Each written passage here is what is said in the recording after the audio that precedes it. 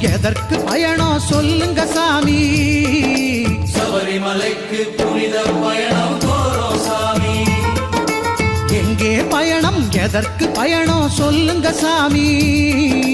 சபரிமலைக்கு புனித பயணம் போறோம் சாமி. யாரை காண சொல்லுங்க சாமி. ஹரிஹர புத்திரன் ஐயனை காண போறோம் சாமி. ஹரிஹர புத்திரன் ஐயனை காண போறோம் சாமி.